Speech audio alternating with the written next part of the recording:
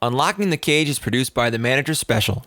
This show is recorded live on Twitch Sunday nights at 5 Pacific on @Managers Comedy. Check out our other show, Virtual Improv, Tuesdays at 6 Pacific and Fridays at 7 Pacific. Or check out our YouTube for recordings of this show, our other shows, as well as animation, short films, and sketch comedy. Thanks for listening and enjoy the show. Whether he's removing his face or on a criminal plane or a historical chase, we love Nicolas Cage. Star of screaming stage, gonna watch him all day while he's a screaming with rage, 'cause we're unlocking the cage.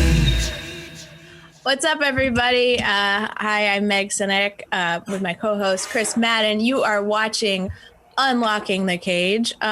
This is a Nicolas Cage talk show. Our goal of this show is to watch and rank every single one of Nicolas Cage's 104 movies. Yes. So this is episode 2. So we have 2. 2 out of 104. So we're Long way to go. A little while. So just a warning, today's episode, we are watching Leaving Las Vegas. We will be spoiling the movie. If you do not want the movie spoiled, you probably shouldn't listen to a podcast / Twitch show about the movie.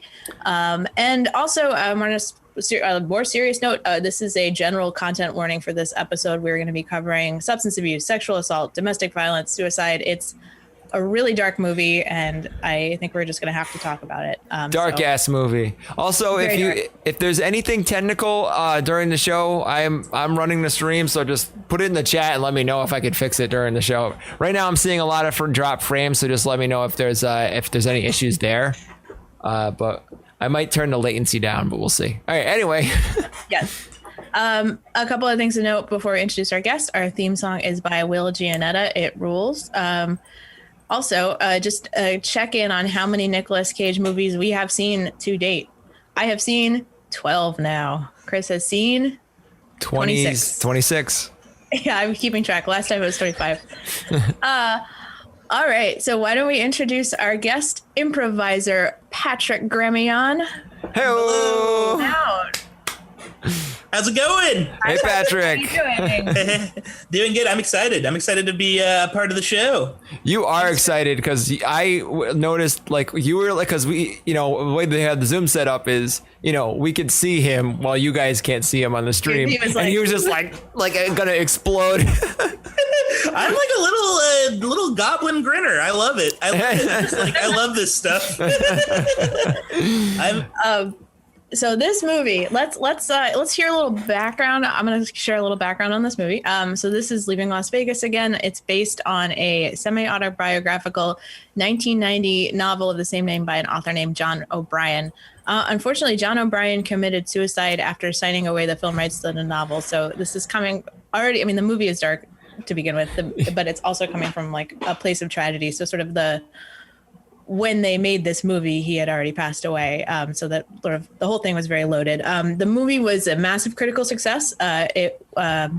Nicolas Cage was nominated and won Best Actor for this movie. So this is his one Oscar win, which is kind of cool to do this as our second movie.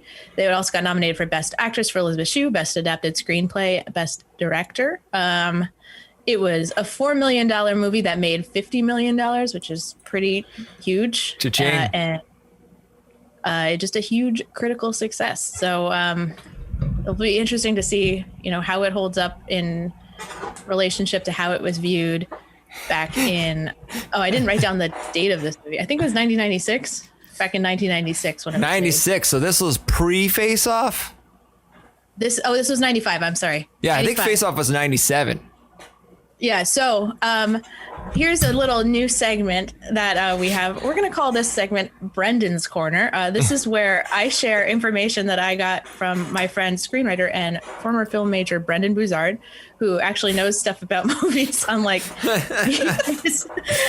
So we can learn more about the historical context of this. So for Nicolas Cage's career, this was the movie right before the Con Air Face Off The Rock action trilogy. Literally, this is the movie he made right before that. So kind of an interesting change of pace. So right before this, he had been making a lot of light comedies and sort of not great genre stuff. So he wasn't he wasn't doing that great as a actor. He was working, but he wasn't like a critically acclaimed actor. And this really changed the way people thought about him, because he had this, what I'm sure we will all probably agree was a pretty impressive performance, despite maybe what we think about the movie in general, which we'll get into. But it did re-legitimize him in Hollywood's eyes. And then a little bit more context for the film industry. This is an indie film, and it was made right around the time that the industry was sort of embracing indie films. So like right around Pulp Fiction, all that kind of stuff. And it starred two people whose careers had peaked in the 80s. So anyway, just an interesting context.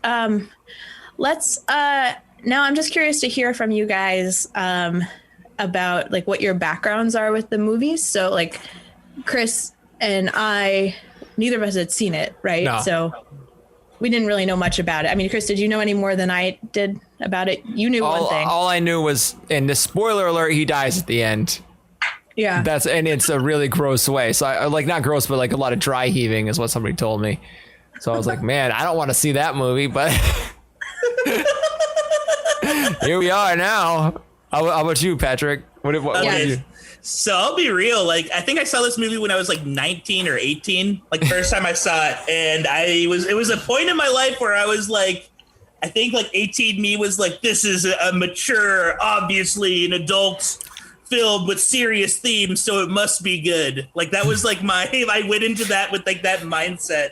And so in my head, like I've almost like mythologized this movie because I've only seen it maybe like twice. And both times were like high school and college. And so over the past, like, I haven't seen it in a decade. So in my head, I think I've self-mythologized this film as like the ultimate Cage performance. And like, this is proof that Cage is a good actor. And like, because like a lot of people, I think they're wrong about Cage. A lot of people think he's just a goofball and he's fun because he screams wacky shit. And don't get me wrong, I love that aspect of Cage. I'm team wacky Cage. There is that aspect to him. But I think he's a capital A actor who can like legitimately like, he's a master of his craft. I think he's a master of his craft. And so I think that like this is a movie that at least in my head demonstrated that to some degree. Okay. At least like in like he's idiosyncratic. I think his mastery of the craft is not like, he's not Daniel Day-Lewis. You're not getting Cage's Lincoln, but you are getting like a... I would love to see that. Cage's Lincoln? That's the movie that we need. The country needs that right now. Oh man, that'd be... They could have made Lincoln Vampire Hunter with Cage. That would have been a good movie. That would have ruled. That would have whipped. Oh man, Abraham Lincoln, Cage in a stovepipe hat. They could have just called it Cage Braham Lincoln Vampire Hunter, and people would have watched it. They were like, "Oh, I know what I'm getting." Like Cage Braham Lincoln. Okay, so in my head, that's a movie where like Nicolas Cage like goes to sleep in one of his pyramids, and then he like wakes up and he's suddenly in the body of Abraham Lincoln, and he's like, "Oh, how did I get back here?" And it's like I don't know if it's like a mummy's curse or like some like he accidentally kissed the Declaration of Independence. I don't know, but he's like stuck in the body of Abraham Lincoln, and he has to he can't leave until he kills all vampires in America. I would love to see the movie. All right, let's I'm just gonna I promise I know there's been a lot of me talking, but after this it'll be less me talking. I'm just gonna read a brief plot summary of the movie just so for our audience members that may need a refresher or maybe haven't seen it. And so we can use that as our jumping off point for digging into it. So Ben Sanderson, played by Nicolas Cage, is a Hollywood screenwriter who has lost his job, family, and friends. With nothing left to live for and a sizable severance check from his boss, he heads to Las Vegas to drink himself to death. He meets Sarah, who's Elizabeth Shue, a prostitute working for an abusive Latvian pimp named Yuri Butsov.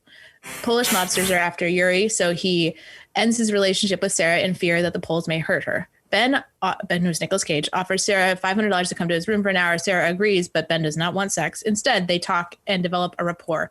Sarah invites Ben to move into her apartment rather quickly, I might add. Ben instructs Sarah to never ask him to stop drinking, which is a key point in the movie. Sarah asks Ben not to criticize her occupation. She's a prostitute, and he agrees. At first, the pair are happy, but soon become frustrated with each other's behavior. Sarah begs Ben to see a doctor, which makes him furious.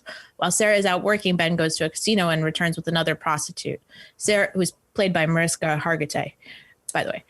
Sarah returns to find them in her bed and throws Ben out. Shortly afterwards, Sarah is violently gang raped by several college students in a really upsetting scene. The next morning, Sarah is spotted by her landlady returning home bruised and is evicted. Sarah receives a call from Ben, who is on his deathbed. Sarah visits Ben. The two make love. He dies shortly thereafter. Later, Sarah explains to her therapist that she accepted Ben for who he was and loved him. So let me just say that description of the plot. Chris, wait, stop. Okay. What? Oh, it's doing it again. I'm sorry.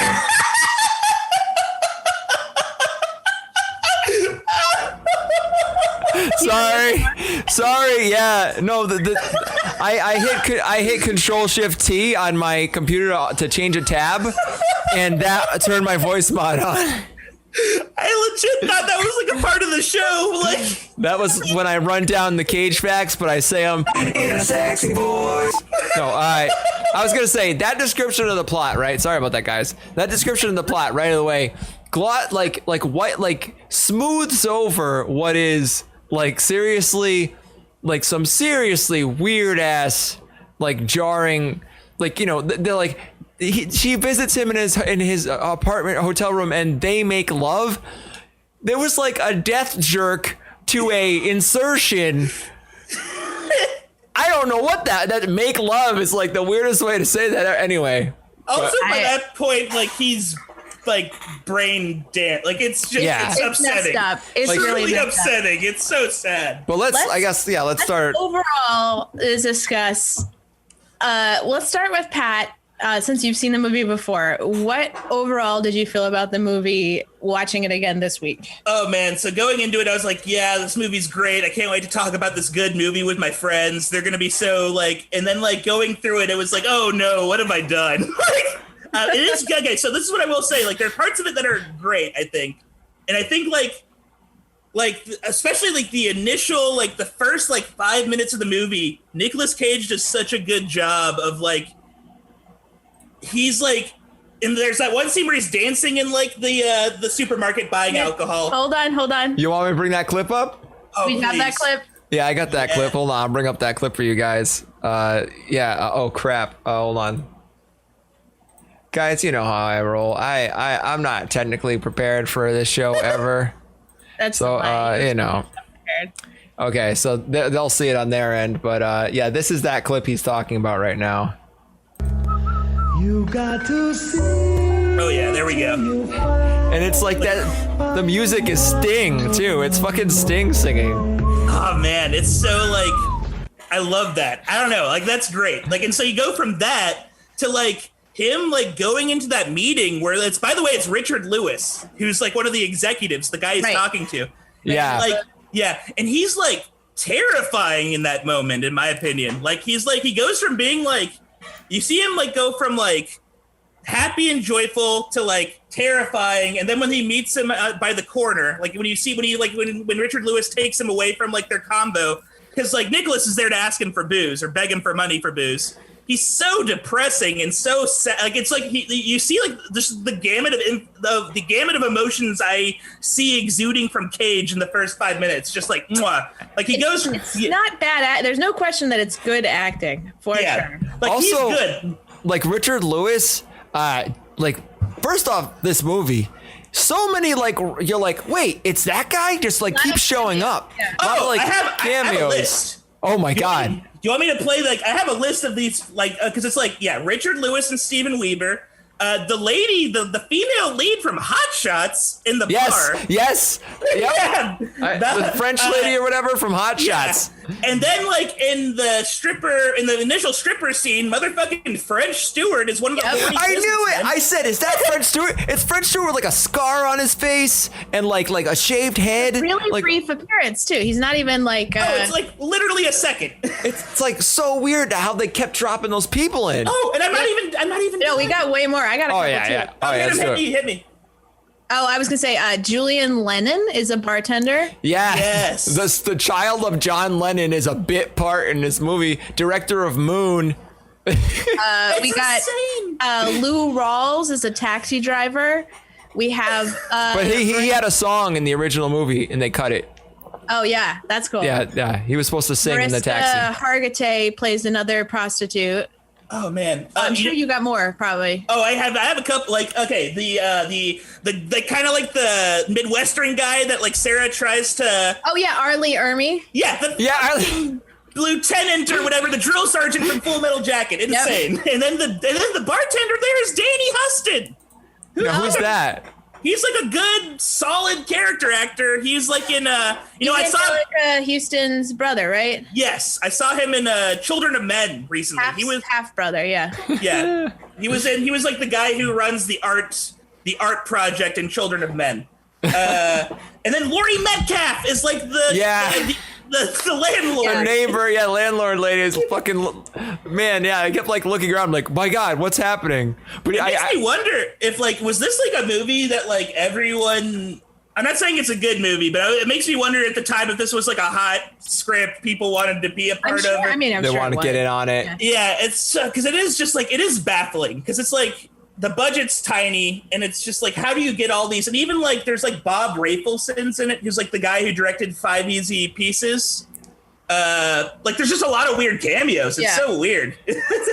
Pat, I want to get a solid answer from you. So, if you were gonna say just in a sentence how it held up for you, how would you answer that? I gotta have to say poorly in most ways, but in some ways not as bad as I would think. I'll be like, I'll say like, I still think it has merits. Like, I was able to like glean something, and there's like themes in this movie that I still, I don't know if I don't agree with them. Like, they're bad, but like, there's interesting, I don't know. Also, I'm like a sucker for like I like how they portray, the one thing I will like to say about this movie that's positive is like the way they portray alcoholism. Like, there's no way I want to be Nicolas Cage in this movie. He's not cool. He's not fucking cool at all. He fucking sucks.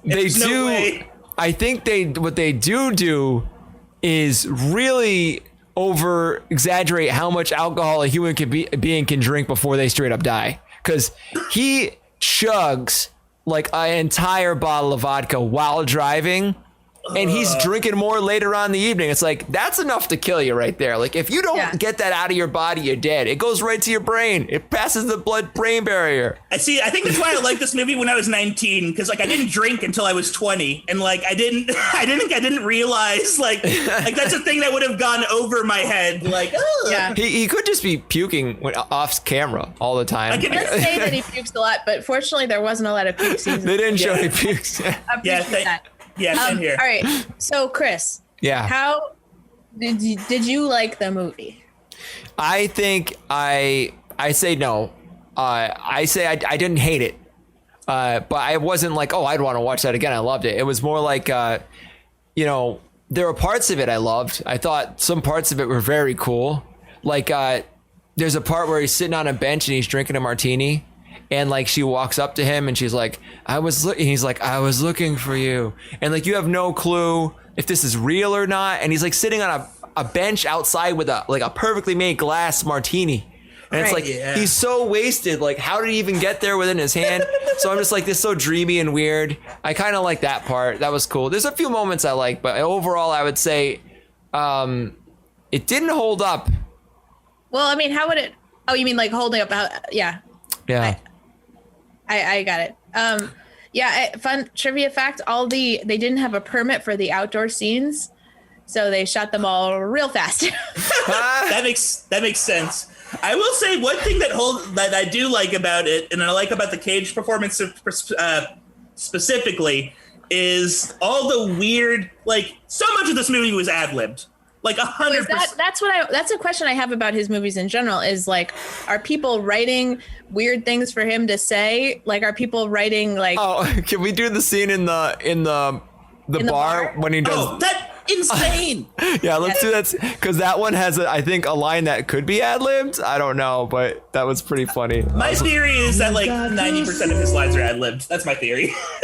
Yeah, I imagine writing something for him, like you would just be writing such weird, unnatural things. Oh, I have like a list of lines that I love. This is him in the bar hitting on a lady. What do you say we finish these? and we go back to my apartment on the beach. I'll throw a movie in the VCR and mix you up a gooey blender drink. Sound good? Sounds sexy? Hey, Ben. Now, is that guy somebody, the bartender there? That's Graham Beckel. Okay.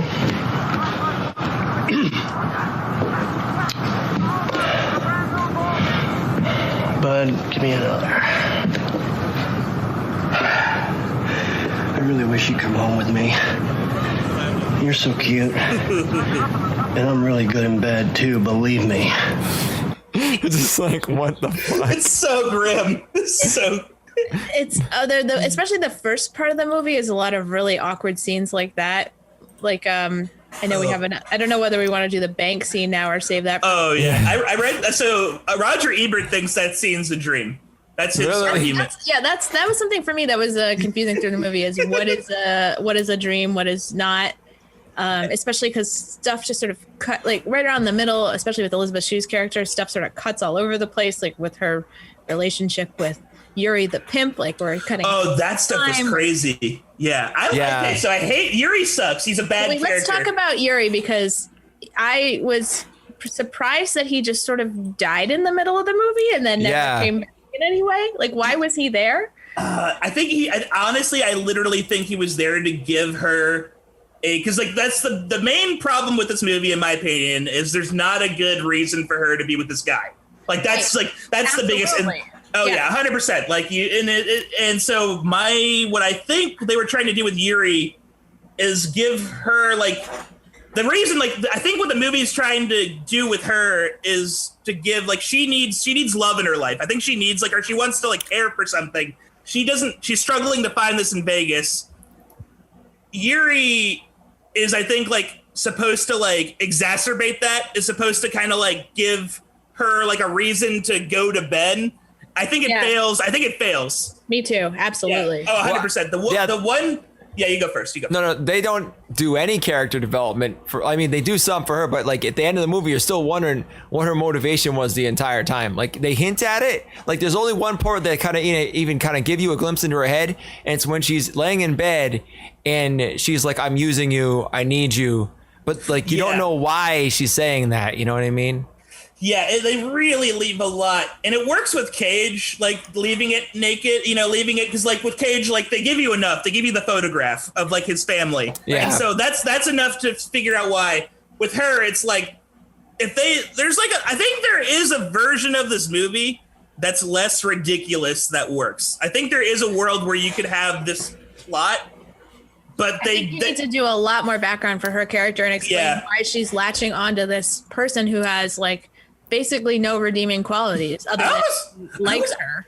I would say that I would argue that like the movie would be better gender swapped. Well, I'll tell you this, if you follow the actual I was thinking about this, if you follow the actual like structure of a movie, the only person with an arc is Elizabeth Shue.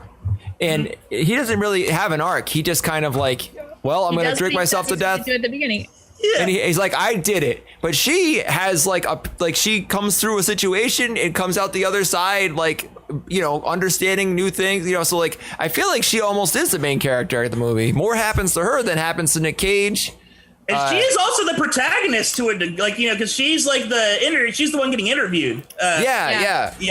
I guess that's her. It must be her therapist. I'm assuming.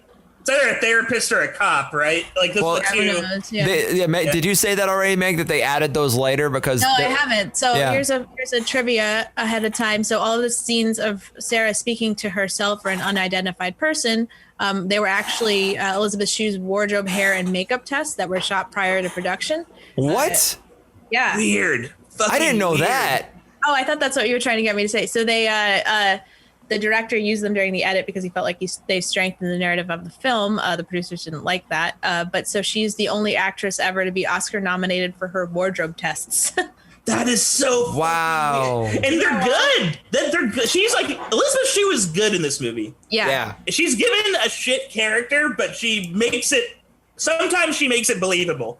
There are moments where it almost, but not really, like, because it strains credulity. The whole movie, you're just like Elizabeth Shue could go with that, like leave. Like you want her to leave.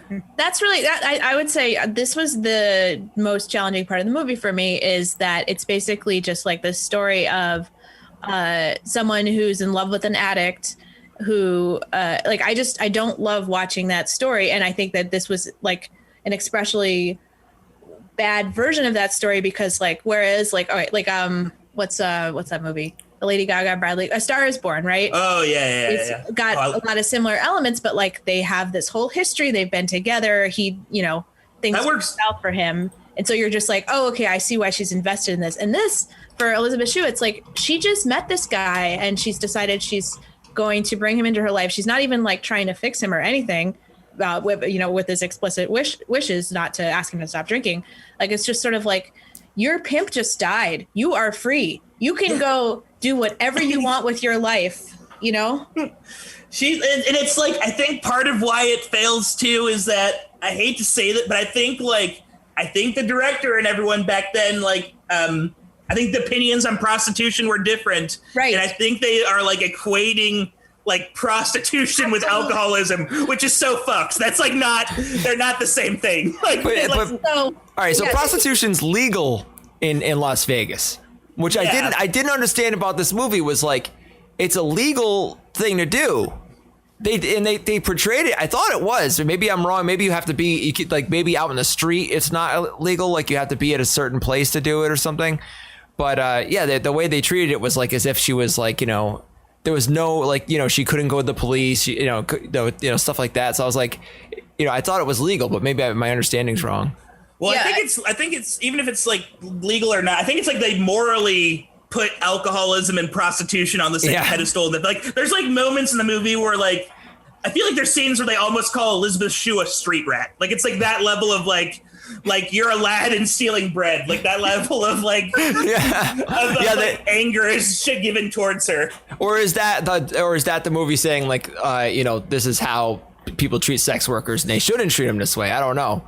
No, I think it's so like I feel like the thesis of this movie is, look at these two people that are troubled, and they found, one is troubled with being an alcoholic and one is troubled with being a prostitute, and they found each other and they accepted each other for who they are. I love how it's like, hey, I'm an alcoholic, don't try to change me. Like and then she's like, I am a prostitute, don't try to change me. Like she has like a similar, she doesn't say it like that, but like her lines, it alludes to it similar. Like it's pretty. She really does. It does get very close. Actually, she's just like, "Well, I'm still gonna work," and he's like, "That's okay." And he's like, "Well, I'm still gonna drink," and she's like, "That's okay." So this movie had a bad audio, like the vocals and the music were all fucked up with the mixing. But do you remember the scene where he whispers in her ear after he gives her the earrings and is like something really dirty? I don't remember. They're in a mall. Oh, fuck! I cannot. We could probably look it up, but he says something really fucked up, and I think that's the moment he's judgmental about her being a hooker. I don't know. Yeah, that was a moment. Yeah, there was a moment where he definitely and then he goes and cheats on her. It was so muted. It was so muted because you couldn't understand what he said. Like you were like, oh wait, did he just judge her, or was that something sexy? Yeah, I can't don't know, tell. Patrick, if it was like the version we had, but we really struggled to hear the sound, and it would be like we would be like, what are they saying? What are they? Turn it, crank, and all you hear, and then all of a sudden it would like turn to Sting, be like, all the clips I have here, I had to redo the audio because you couldn't understand what they were saying. Yeah, well, I think part of it is like I guess like the way they shot it in the time. I would assume, but I'm with you. I agree with you that the audio is kind of terrible. I was lucky, like I listened to it with my headphones in front of my. So that's like I think I listened to it literally the best way you possibly could. And even then, I'm still like, there were moments where I was like, I have to rewind this or put on like the subtitles. Yeah. Subtitles. There were some funny, not funny, but there were some weird Cageisms. Like I have like a few like. I got a couple too. Was it? I'm a prickly pear. That was a crazy. So all right. So just for the context of that scene, they've gone off to the desert. They're staying in a motel.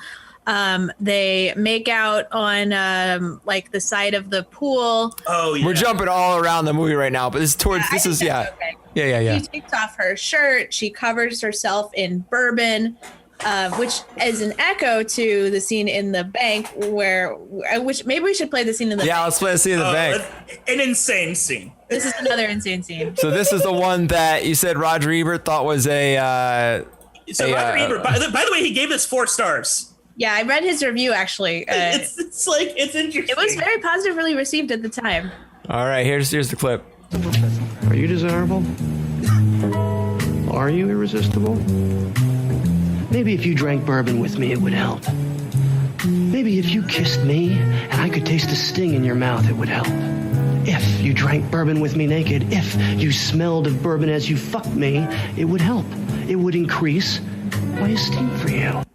And I cut it off there because it gets way crazier than that. It's so gross. And by the way, I will say I love the makeup in this movie is great because Nicolas Cage looks like a fucking really Dracula. Yeah. Oh yeah, He he looks like a fucking like Nosferatu. Not even like Dracula, Nosferatu, Dracula. He's like the whole movie. That is something I did like. Is like the whole movie, just the worst DTs you've seen in your life. Just looking like he's dying all the time, and like it's honestly upsetting. Like just to see, like just all these different like ways of being really wasted. It was. And Elizabeth Shue's just like disregards it too. She just like looks right past it.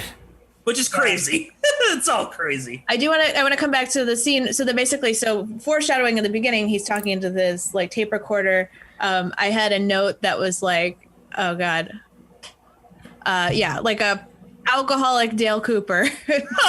Yeah. Sorry, I should have produced that. Diane, I want you to pour Diane, take a note. bourbon on your tits.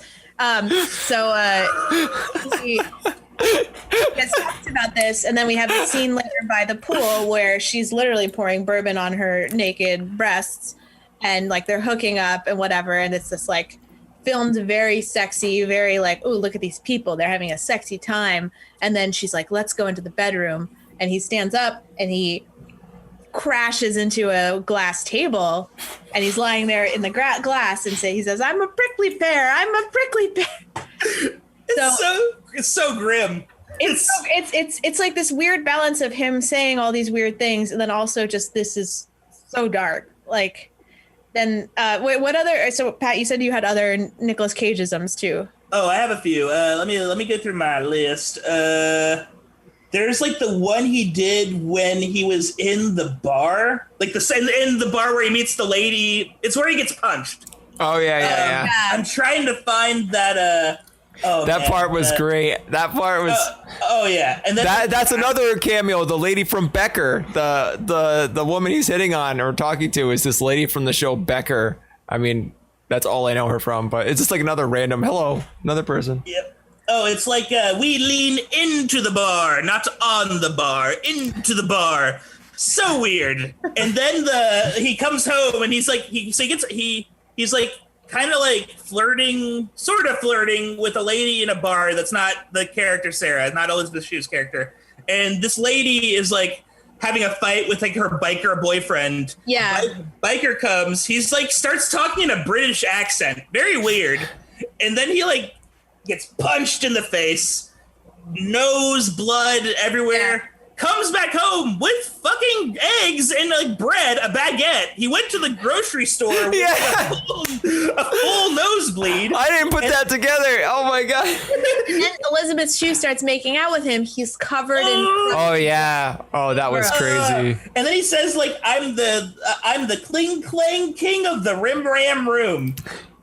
Insane. Like it's like something Captain Kangaroo would say. He also says we got eggs. Yes, I literally have a note that's we got eggs. We got eggs. All right. I want to steer. Sorry, go ahead, Chris. I steer us towards something else. I was gonna say there was one moment in this movie where I loved, and it was actually my question was gonna be what were our favorite parts in the movie? All right. There's one moment I'm going to point out. I don't know why I love this part. It kind of like encapsulates the entire movie in one scene, is when he takes her out to that date, and they're out to dinner, or something, and they're eating like pasta out of a shell. Do you remember this? And he looks like he looks dead. Like he looks like he's about to die. And he's like, he looks like Uncle Fester. Like, it's Uncle Fester, like a sweaty Uncle Fester. And like, you know, and she asked him like why he's gonna kill himself, and he's like, I don't remember why I'm gonna kill myself. He's like, am I gonna kill myself because I'm drinking, or am I drinking because I'm gonna kill myself? It's like this, like a loop or something. I don't know. Yeah, no, it's like where the heck is that line? It's like a crazy line. It's killing myself as a way to drink. She goes, you're drinking as a way to kill yourself? And then he goes, no, killing myself as a way to drink. Like it's this weird thing. But then in the scene, in the moment I love is when she's gonna smoke a cigarette, and he like, you know, he's got the shakes and everything, flawlessly takes out a matchbook and does the trick and hands it to her. And I was like, all right, I love that part. That was, I don't know why I loved it, but that was my favorite part of the movie. Yeah. Now, see, that's the thing is, like, if they had more moments like that where, like, because in that moment you see, like, okay, like, there's a world where this character is, like, he had a life. Like, he's entertaining and nice. And, like, if they had more of that, then maybe, I'm not saying it still wouldn't work probably, but it'd be a little more believable. There wasn't a lot where he was nice. Like, I feel like the first part of the movie was just setting him up as being this, like drunk, like, gross horn dog who's, like, not really treating anyone well. Like I have so many of my notes are just like Nicolas Cage is a ghoul, Jesus Christ, unnerving. This guy is a ghoul. It's like somehow.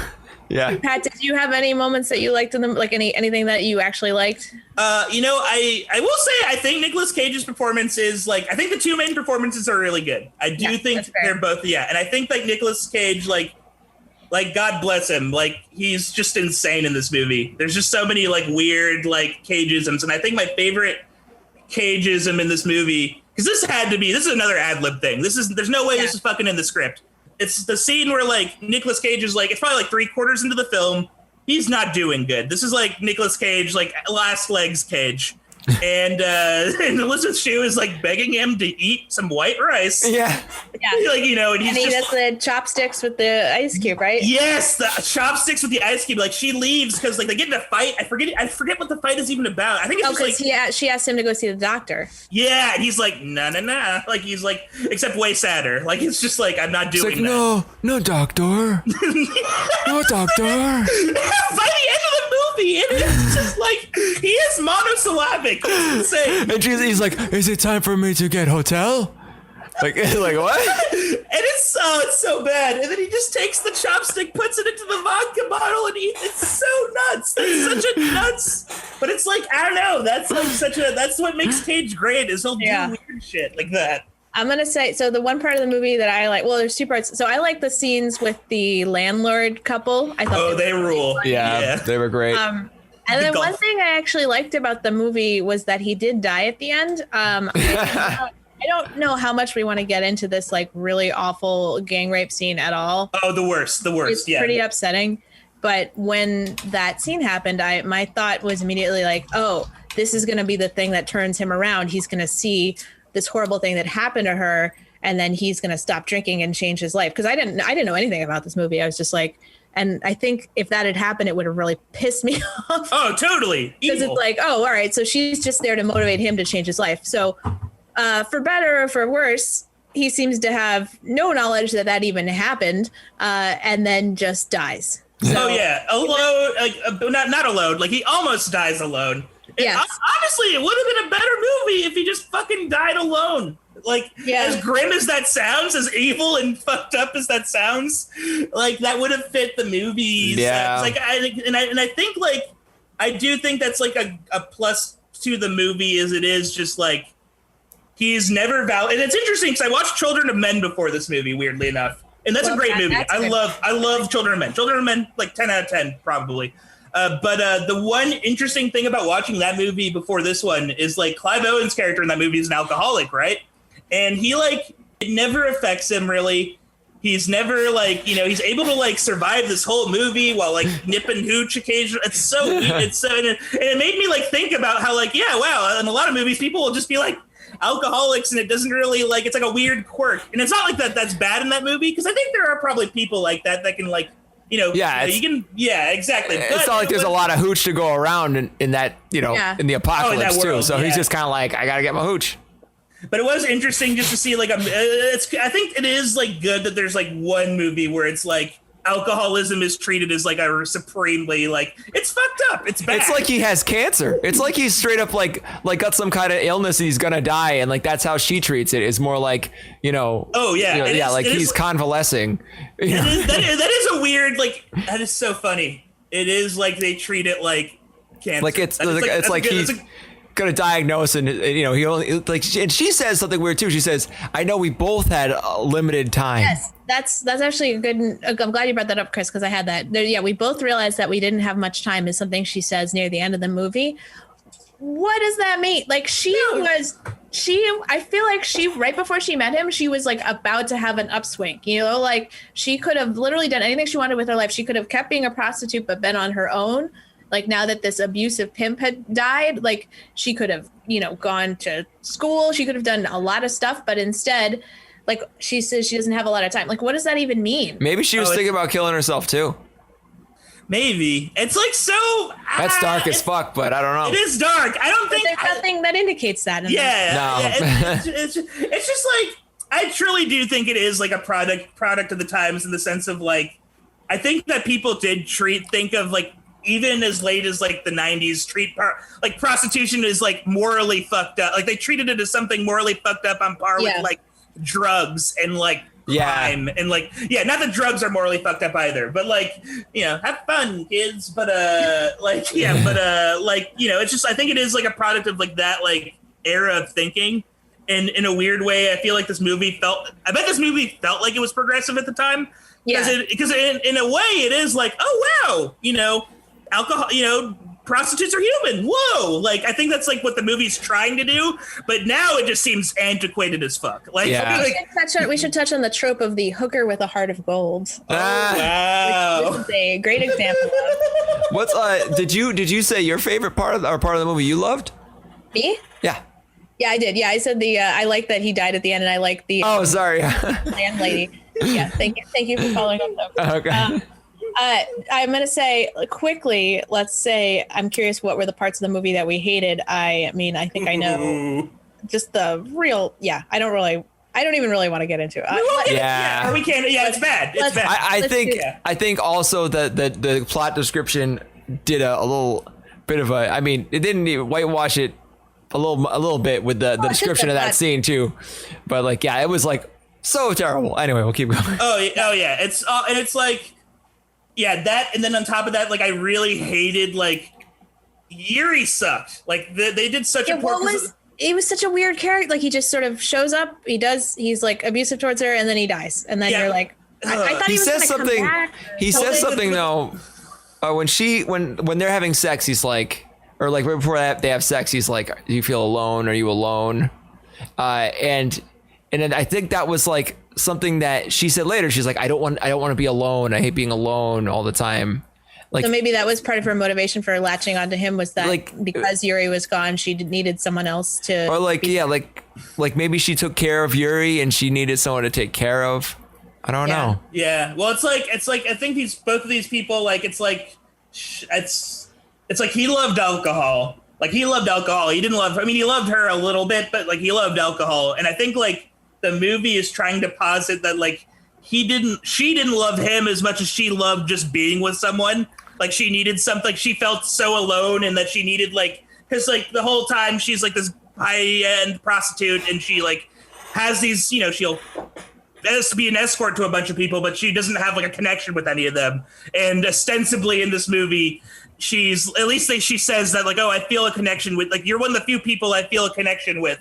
And I think that's like what she's after, is that connection, but it does a poor job of like. Yeah, it doesn't really portray it. Exactly. Yeah, it does not like that. That's what the movie wants to do, and it fails. All right, it's 5:47, guys. Let's pivot. I would love to watch the little clip we have of Nicolas Cage winning the Oscar, just as a little palate cleanser, because. Oh yeah, let's watch that. That's a good one. It's kind of cute. It's a little cute clip we have. There's a couple things I wish I'd queued up, but I didn't. One was when he's at the table and Mariska Hargitay starts hitting on him. There's a part where he goes, snake eyes! Like he says snake eyes. And I was like, oh man, we should get that for the Snake Eyes show because that would be fucking awesome. When we eventually do Snake Eyes. All right, here. And also what I really wanted was in the mall. Do you guys remember he's dressed exactly like Han Solo when he meets her in the mall? Oh yeah, that little like vest. He's got the vest on. Anyway, I wish I had got those. All right, here he is winning the Oscar. And everyone in my family, my gorgeous wife, Patricia. And I just finally want to say, hi, Weston, it's Daddy. I love you. Thank you. I just thought that was cute. I guess his son's name is Weston.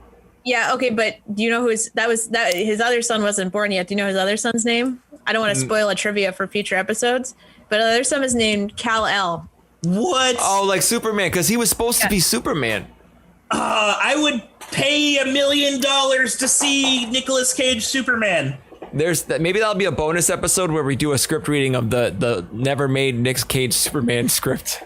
Oh God, please do that. So let's go on to the trivia section where we learn some trivia about the thing. So learning some trivia. Thing I want to point out that's related to Pat's background. The red mullet ad that we see several times in the movie, it's the name of the director Mike Figgis's production company, and that's Mike Figgis in the ad.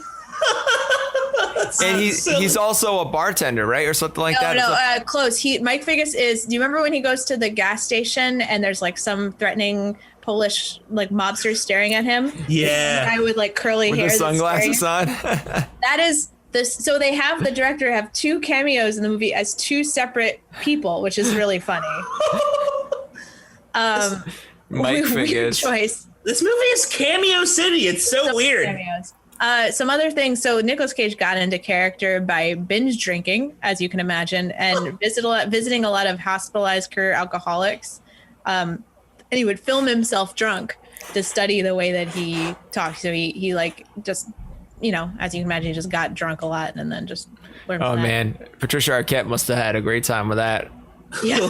I am a prickly pear. We know, Cage. Are they still married? Are they still together? No. Oh, okay. He divorced her. He married Lisa Marie Presley. He divorced her. He married some other people.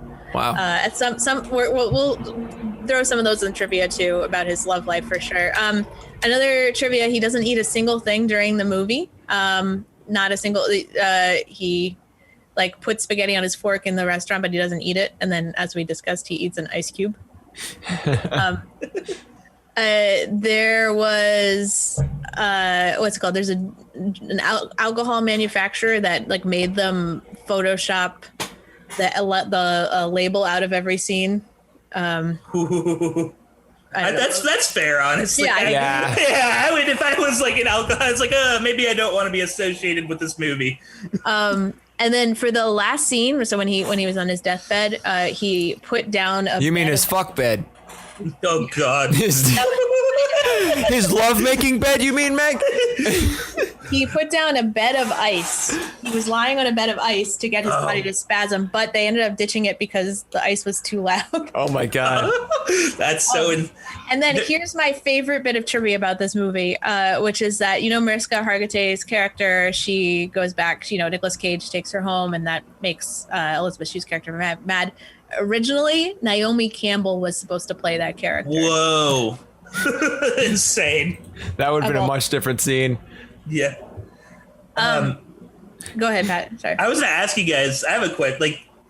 He won the Oscar for this. I have a question. Do you think do you guys think he deserved the Oscar for this? And then my second question is if he didn't win the Oscar for this, is there another movie that you would argue he was better in and deserved the Oscar for? As someone who has only seen 12 Nicolas Cage movies, I want to take that question and I will revisit it in some months for myself. Okay. What you think? I will, because I'm going to say it is it's hard. It's interesting because the thing too about the Oscars is they're such specific it's tough. I would say that I think adaptation he's better in. I think adaptation. Yeah, I think yeah. He's adaptation he's better. That's a good point. Yeah. I think that's he get nominated for that. He did, but he did not win. Okay. Or maybe he did actually. Wait, let me check. I don't think he did. I will say about this movie though, along the lines of what you're saying, is that it was setting up Nic Cage for success. Like it was made for him to be wacky and weird and like, you know, I feel like if he was gonna get an Oscar, he didn't have to try that hard in this one. You know what I mean? I will say that here's the thing is like I think Nicolas Cage is not an actor that's drawn to Oscar bait, which is why you don't see like a lot of movies that you would traditionally consider like Oscar worthy under the Cage. Like, you know, and we can debate that forever, but I think this is like a movie that's like specifically, I think this is like the most Oscar baity movie he's done. Yeah. And it's weird. Yeah. Cause it's not even, I wouldn't even say it's traditionally Oscar bait. Like, it's not like this is the King's Speech or what we're watching. But this is definitely just like it's designed to give him a role to play like the perfect Oscar. It's an actor. Yeah, I do agree with you guys. I do think adaptation. I think he deserved an Oscar for that. I think that was really good. Oh yeah. Brendan put Moonstruck in the chat, but we haven't seen that one yet. Oh yeah, maybe. Back to that one. Yeah. Also, Raising Arizona, maybe too. I don't know. Oh yeah. We haven't seen that one yet either. Well, we have metrics, you know, to define. So this is a great transition because let's pivot over. Chris, bring up the spreadsheet. We're gonna rank this movie and see where it falls on our master list of the best Nicolas Cage movies, which right now only includes one other movie. So it'll either be number 1 or number 2. I feel like we need to what's it called? Come up with some what's the word? Title music to transfer over to this stuff. You need like a bumper or something. Yeah, like a little bumper. All right, and there you go. Now you guys can see. Except, sorry for the technical difficulties, everyone. Here, do you need a little time, Chris? Because I can do our Nicolas Cage fact. Yeah, do some Nicolas Cage fact. All right. While we're waiting to bring this up, here's a Nicolas Cage fact. This one's a pretty well-known one, but I just wanted to make sure we cover it. He was born Nicholas Kim Coppola. I'm sure everyone knows this, but maybe you don't. He's the nephew of Francis Ford Coppola and actress Talia Shire. He's cousins with Roman Coppola and Sofia Coppola and Jason Schwartzman. So he always wanted to be an actor. So when he was 15 years old, he tried to convince his uncle, Francis Ford Coppola, to give him a screen test. And he said, "I'll show you acting." His outburst was met with silence in the car. So to avoid the appearance of nepotism as Coppola's nephew, he changed his name early in his career to Nicolas Cage, inspired in part by the Marvel Comics superhero Luke Cage. That one I didn't know. Wait, you know what? Yeah. No, what? Yeah. No. That's such a weird deep cut. Such a it's not like inspired by Superman or like it's not Nicholas Kent. Man, I can't believe that. How you doing, Chris? You know, I'm having a time here. We have a fact from the chat that keep them facts coming so I can furiously try to fix this. That he was billed as Nicholas Coppola in Fast Times at Ridgemont High, which is, I believe, his first movie. Interesting. I would say that one scene where he has like the video recorder or the little tape recorder. That's like weird. It would be funny. It sounds like the beginning of tossed salad and scrambled eggs from Frasier. That reference is over my head, but other people will get it. No worries. Just like, if you're ever bored, go search, give me a salad, tossed salad and scrambled eggs. Hey, we're back in business. Sorry about that, guys. All right. So, It's gonna be Patrick, backwards for Patrick, but everyone else will see it normally, so don't worry. No worries. All right. So we're gonna place our judgment. All right. So we have a bunch of categories that we like to use. So we have the cast. Was it 1 to 10, Meg? Yeah, 1 to 10, and so we're each gonna give our ranking for the cast out of 10. I'm going to give an 8 for this one. I felt like the cast was really strong. There's a lot of good acting in this, even if I didn't agree with the, writing of the characters, and a lot of fun cameos. So I'm right there with you. I'm going to go 7 just because like it's not like everywhere you look is another amazing Academy Award winner. Fair. It's like people, and like I will say that it's not Jerry Lewis, Richard Lewis. Like I did not expect him to do such a good job, but he did.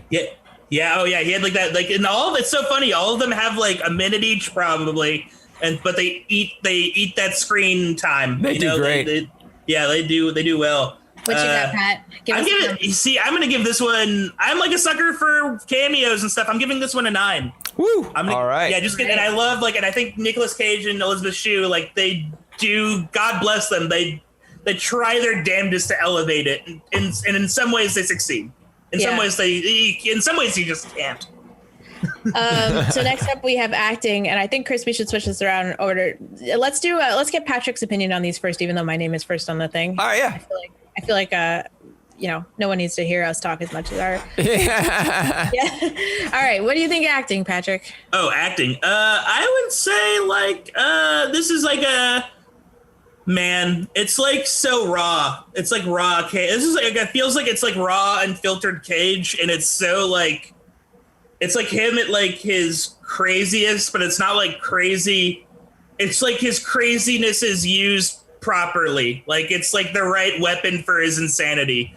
I'm gonna give it like can you do 0.5? Yeah. I'm gonna give it like you know what? Actually, no. I'm gonna give it a 9 too. I'll give this a 9 too. Okay. Wow. All right. I'll say acting wise, I'm gonna go 8 just because, I think he was set up for success. Yeah, and I think Elizabeth Shue was great too. 8. Okay.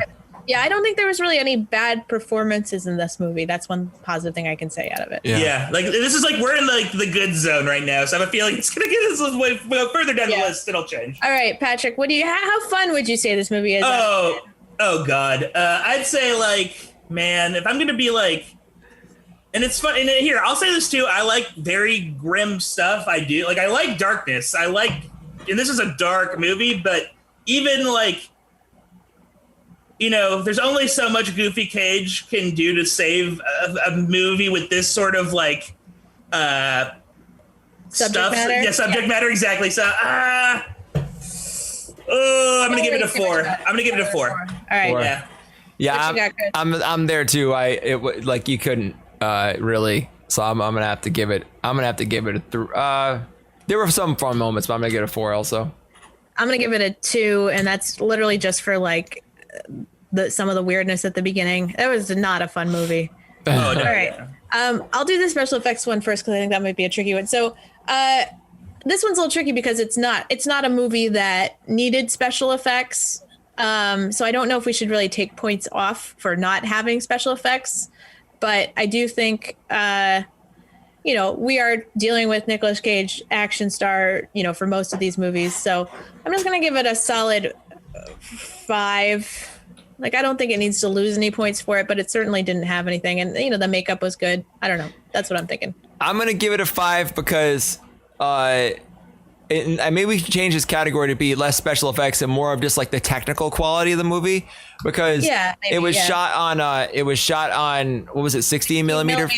Yeah, cool. And I thought it gave it, I don't know, you guys are probably too young for this, but there's a show called Red Shoe Diaries hosted by David Duchovny on Showtime back in the day, and it gave the whole thing this feeling of like a softcore porn about to happen, like especially those slow motion, the jagged slow motion, because they didn't have the high enough speed film, so like when they did the slow motion it was like choppy, and like they were like, I don't know, all the weird jazz music and stuff. It seemed like a really long episode of Red Shoe Diaries. That is like that's such an apt that is the aesthetic of this movie, is like softcore Showtime, like early 90s Showtime, late night fucking porn movie. Oh man. Fast forward to the pool scene. So for special effects, like, do we include makeup and stuff like that as well? Yeah, of course. Let's just say overall technical. I'm gonna give it one more. I'll give it a 6, just because like I love. I think Nicolas Cage's makeup in this movie is outstanding, and like he looks like something from like a fucking like F.W. Murnau movie, or like a German like Cabinet of Dr. Caligari, like that level of like weird Tim Burton. Like, he's Burton-esque. It's unnerving. Oh my god. Right. Next up, we got overall. Patrick, out of 10 overall. Overall, man, you know what? Fun is like a huge factor, honestly. So if I'm gonna do overall, I'm gonna do 6. Can I do 6.5? Sure. Yeah. Or it's 6. Just 6. Don't overthink it. We're We're doing 6. I'm just gonna do 6 just because I'm never gonna watch it again. It's not like, and it's genuinely upsetting. It's like an upsetting, and I don't think I would never suggest someone to watch this movie ever again, probably. But if you I would suggest someone would watch this movie, but they would have to skip certain parts. There's 2 or 3 scenes I would edit out of my disc. I would hand to them. Yeah, maybe you know what? Maybe a 5. Give it a 5. 5. I'm going to give it a 5. 5 out of 10. Chris, can you take it down to a 5? Yeah, I'll sorry, take it down Cage. to a 5. All right. Chris, what do you got overall? I'm right there with Patrick on the 5. I think it's, honestly, I did enjoy moments of it enough. I could see the value of it, but no.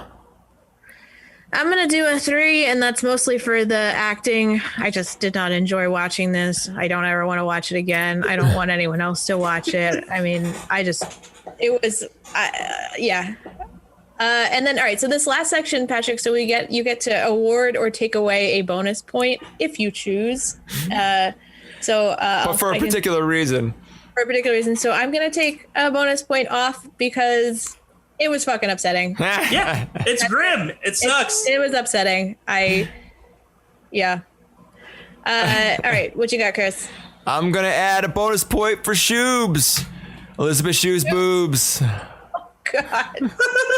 I do want to say Elizabeth Shue, we've been watching The Boys. Elizabeth Shue is now in her 50s. She still looks amazing. The Shoobs have held up. She just is, very beautiful and charismatic. And it's just nice to see that she's still getting work, so. Oh, yeah. Yeah, she's on. She rocks in this movie. She's in some ways she might be better in Cage in this movie. Yeah. I'm gonna take away a bonus point just because I went into this movie with rose tinted glasses, being I love this movie in high school. Nothing in high school I liked was ever bad, so it must be good. And I went in and it was what have I done? It was what have I done? So all yeah, right. taking a point.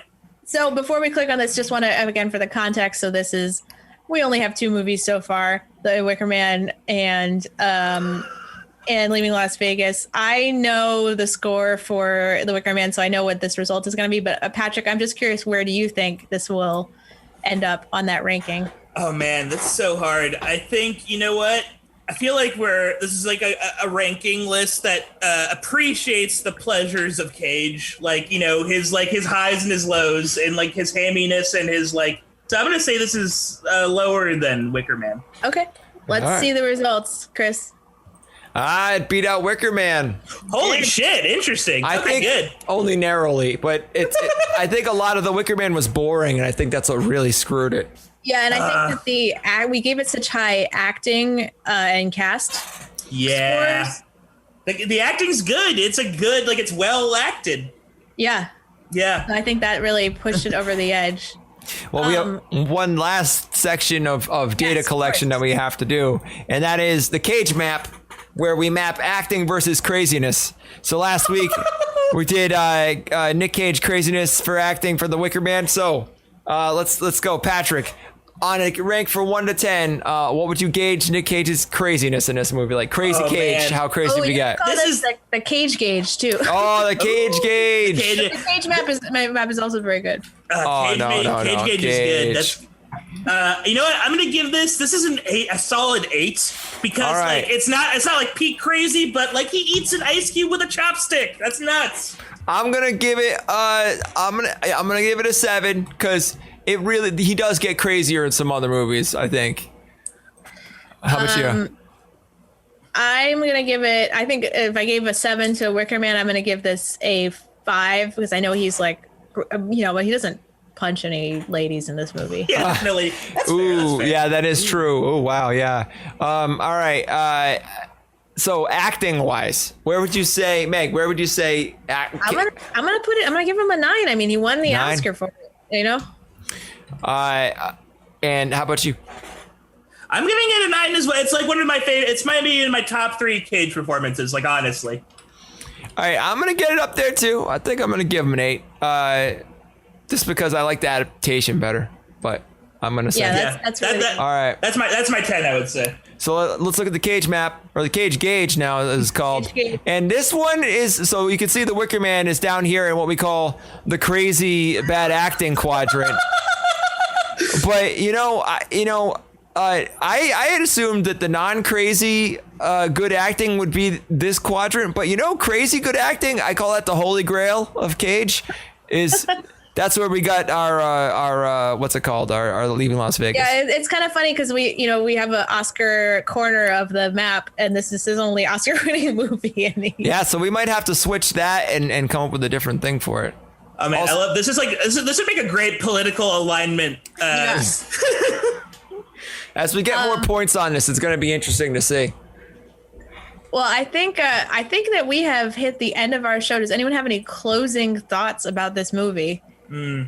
Yeah, it's ultimately, it is a bummer how distressing scenes in this is, and it's like there's a part of me that I feel like